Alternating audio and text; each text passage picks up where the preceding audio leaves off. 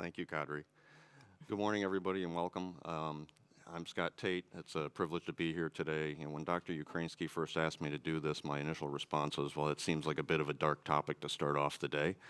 And her response was that she wanted to do something that was both relevant and a little provocative. So we'll try to make this both. If you know Kadri, you know that Kadri gets what Kadri wants. So we're going to kick this off.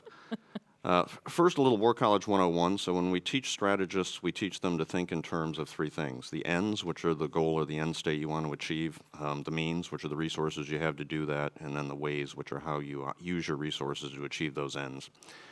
When we look at hybrid warfare, it kind of turns traditional Western strategy on its head. So the Western view of war is pretty two-dimensional. It's that we have these military operations that are essentially the highest level of state-on-state competition, and they're geared towards very military ends.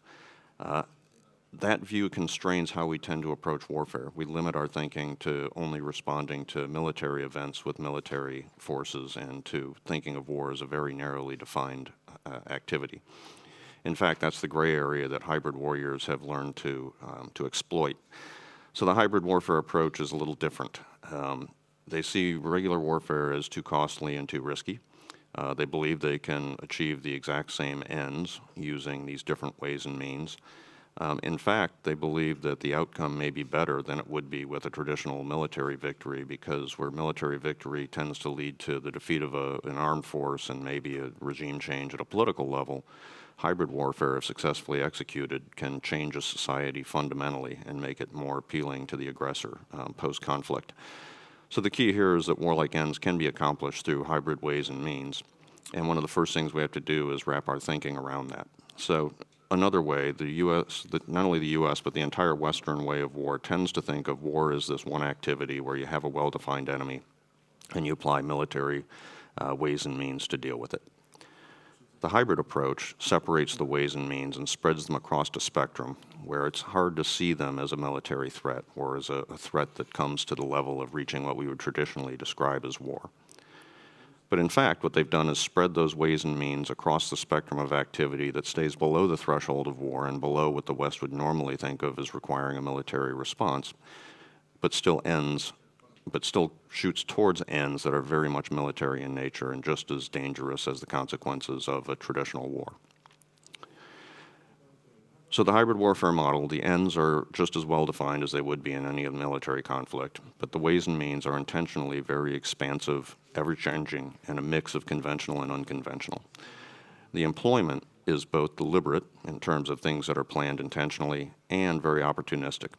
They don't necessarily have to create all the seams in society to recognize them and exploit them. They don't have to plan every bad event to realize when one can be useful.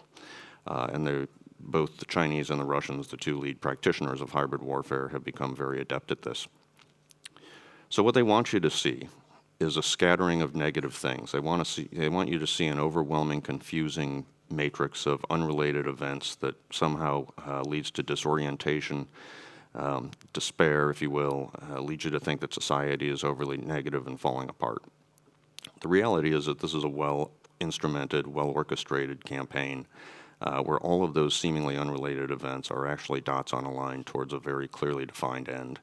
And indeed, the first step and the most important step towards beating this is understanding it and making sure that our societies understand it as well. So hybrid warfare is war. That's the first and most important thing that we have to get our thinking around. This is a war. Our adversaries have been pretty clear in their own speaking and writing that this is war. What it is not is tied to any one type of operational art, such as special operations or espionage. It's not tied to any one type of technology, be it the internet or cyber or social media. It's not limited to government-on-government activity. It's not constrained by traditional rules of law and norms. It's certainly not prohibiting the use of conventional forces, although it de-emphasizes them. And it's not pursued due to lack of resources. This is not a guerrilla campaign where a smaller, weaker force has to adapt to asymmetric tactics in order to take on a stronger challenger. The second and third best resourced militaries in the world, China and Russia, have chosen this as their preferred method of fighting us because they see it as superior. They see it as strategically beneficial. So we must learn about it and learn how to counter it. So the hybrid model is pretty clearly defined. It operates in 4 phases, although each 4 of these phases can operate simultaneously, and in fact, many, if not most of them, do operate simultaneously. So the first step in hybrid attack is to demoralize a society, and that is essentially to undermine society's confidence in its institutions, to erode the confidence in that society is performing the roles that those institutions are intended and needed to perform. As those institutions start to fracture and be eroded, that opens the door to destabilization, which means that factions within them can be pitted against each other. In fact, the capable hybrid warfare operator will often back all the different factions early on to give them the resources, support, and help them just defeat each other. Then they need to push it to conflict. It doesn't have to be a military intervention or civil war. It can just be a protracted period of political violence, social unrest, anything that wears down society, that kind of normalizes violence and makes it seem as though violence isn't just acceptable but probably necessary to resolve the problems that society is facing. Once society is worn down to a point where they're willing to trade away and reform some of their institutions, trade away freedoms and rights, the adversary will step in to help to resolve some of those conflicts in their own favor by recreating institutions or helping reform institutions or helping the factions that are preferable to them win, so that as society restabilizes, it looks much more like a society that's favorable to the hybrid aggressor than the society that started. So here's an example of hybrid warfare being victorious. Not to insult anyone, but if people are making statements like this, that we're not in the war, but we are under attack, they've missed the point. We are under attack, and we are in a war, and the sooner that we come to grips with that, the sooner we'll be able to effectively combat it. So Russia and China are the 2 lead practitioners, as I mentioned. They're coming at 2 slightly different goals using the same tactics. For the Russians, it's an attempt to undermine democracy, divide the West, and they're largely attacking us on a political level. For the Chinese, it's more an attack on our financial and economic systems with an attempt to create shadow institutions that counter and offset the Western system. Now, how do you fight and win a hybrid war? It does take a coherent, all-of-society approach. The military can't do it. Law enforcement can't do it. No one instrument of government can do it. Government itself can't do it. It has to be an all-of-society, well-informed, and coordinated approach. It requires offense as well as defense. We often shy away from talking about things that might be offensive because we think they're going to be provocative. We think they'll be escalatory. Well, the adversaries are already escalating, and the only thing they respect is strength. So the sooner we get around to an effective offense, the sooner we can begin to have some victories in this. So in simplest terms, on the defense side, detection and attribution. So that's understanding what's going on and making sure that all of our society is informed so that when they do see the news reports that look like that scattergram, they take the data and put it onto that single line, and they understand what type of attacks they're facing and why this is all related. And then resilience and denial. So the more resilient we can make our institutions, our infrastructure, the less effective the attacks will be and the easier it'll be to recover and respond to them. But on the offense side, there has to be response and punishment, and we'll talk about that more in a second. So perceptions now and then. Why is it hard to get our head around this and to counter it effectively? So we recently had a NATO diplomat who said, well, asymmetric responses are important, but we won't stoop to the same level as the Russians.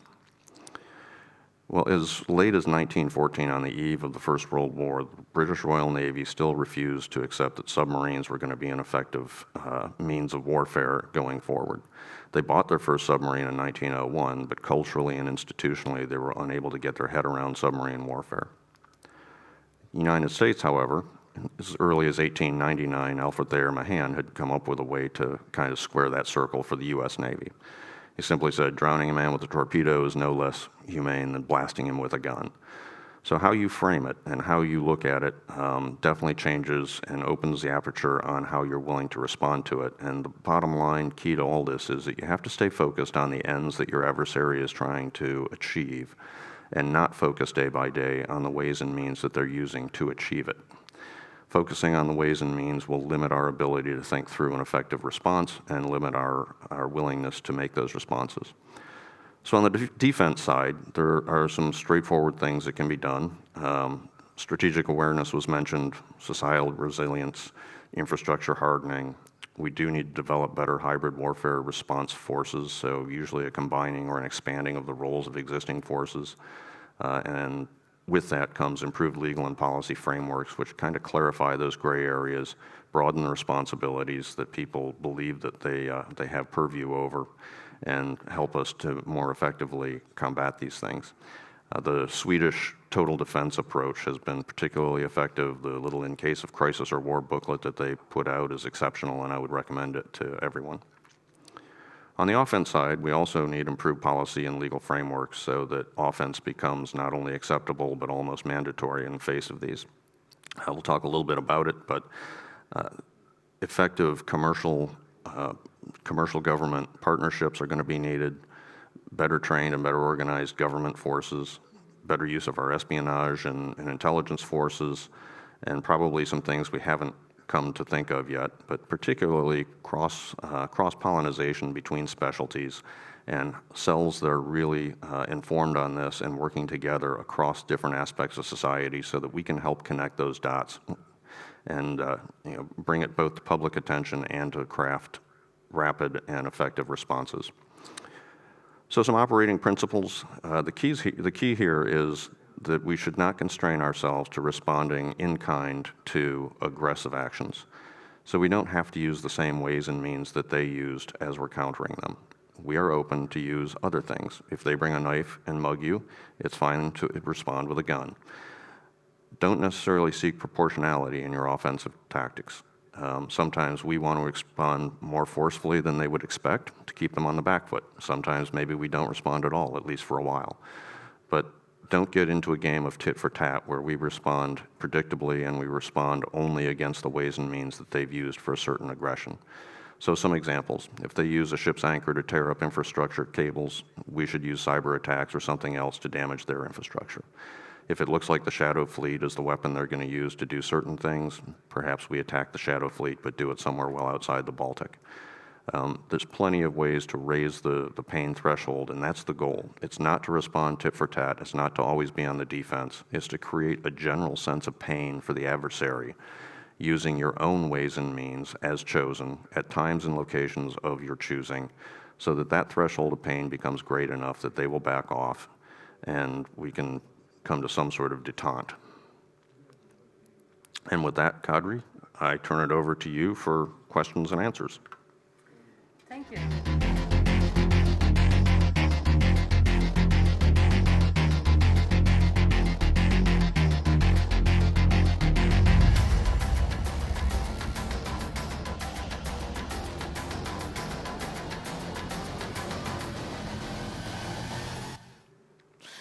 Yes, thank you, Scott. And may I remind for our viewers that in workshop environment you can ask questions from Scott, although I have so many questions already because it's a rare chance to have a person like you here in Estonia with us.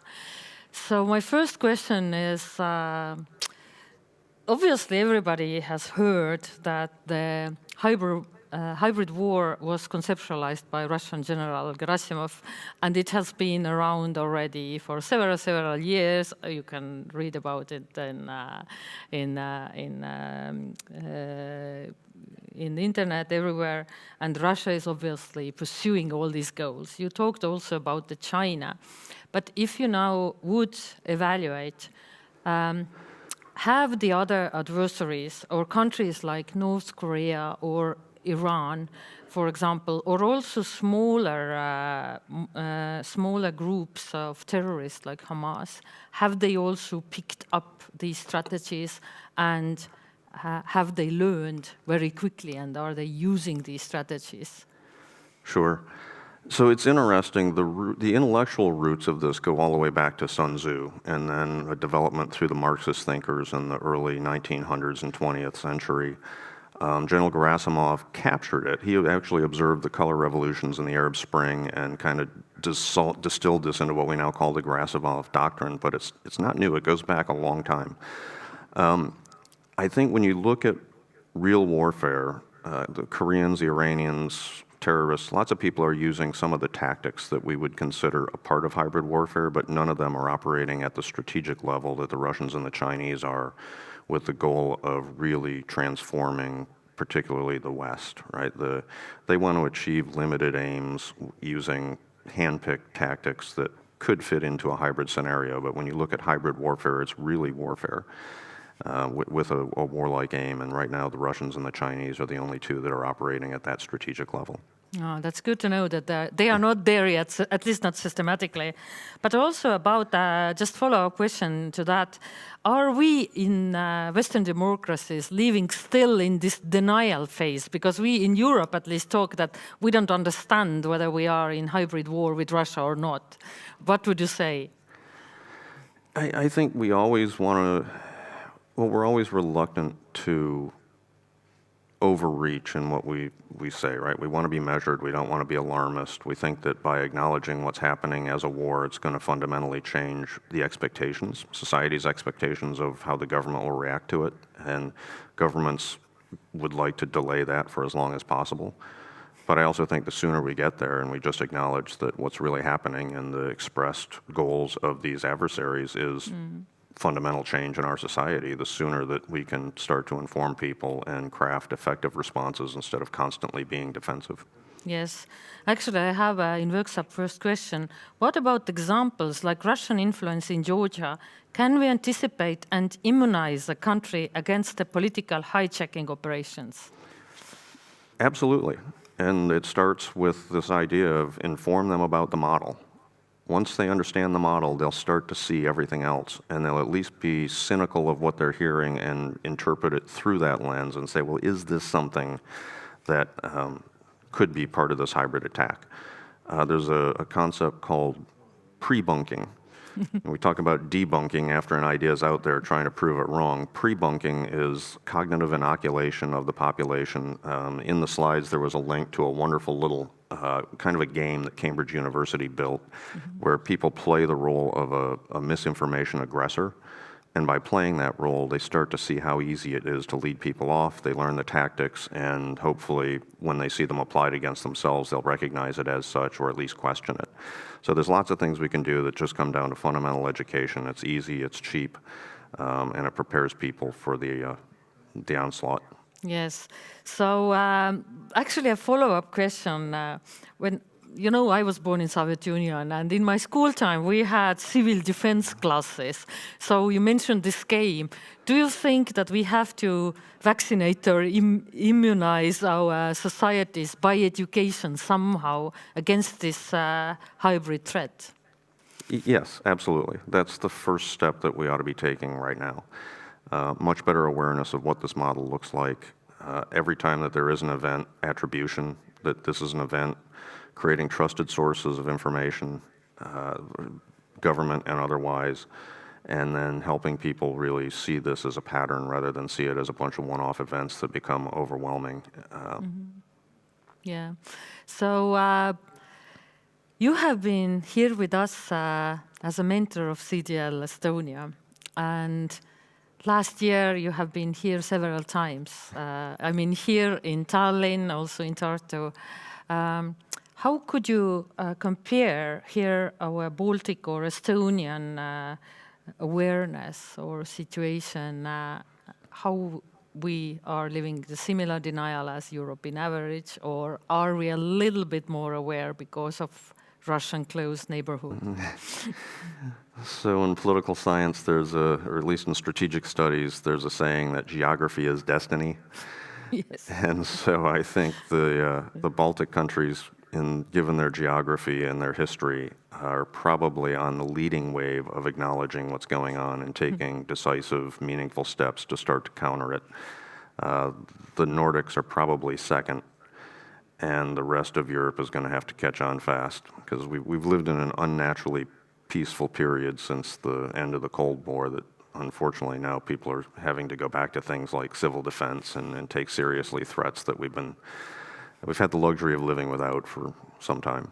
Yeah, and actually I have another question here in workshop. Are democracies with open media environments in general more or less effective than authoritarian regimes in countering hybrid warfare? That's a great question, and I think there's no one easy answer. What strikes me is that in the short run, with any one event, the openness of free societies puts them at risk, right? It makes them more vulnerable. There's many more vectors that a hybrid warfare operator can use to get at us. But in the long run, our institutions, provided they continue to function, this balance of power, information between government, press, and whatnot, tends to breed a level of confidence that authoritarians cannot. And so short-term disadvantage, long-term advantage. Yes, and actually it's very refreshing to hear that we should be more patient when some events happen and not wait for the results directly, because our democracies take time, but the resilient answer will come, right? So is being CDL Estonia mentor one of your answers to hybrid war, your personal answer? Yeah, definitely. I think helping these young entrepreneurs who are super smart, helping them have the context of what's happening in the world, and helping them see how their inventions and their products can help benefit this greater effort has been very rewarding. It's eye-watering, the talent that comes into Creative Destruction Lab, and I've now worked with several different CDL sites, and Estonia does it as well or better than any of the others. So this is definitely the right place, both given proximity to the threat and the acknowledgement of it, and the quality of people that are here. So thank you for coming, and thank you for being here. And for the listeners, Scott will be with us for the rest of today, so you can ask more questions about it. So thank you. Yeah, and I think I inflict myself on a couple panels, and then you're welcome to give out my contact info if people want to follow up. Thank you.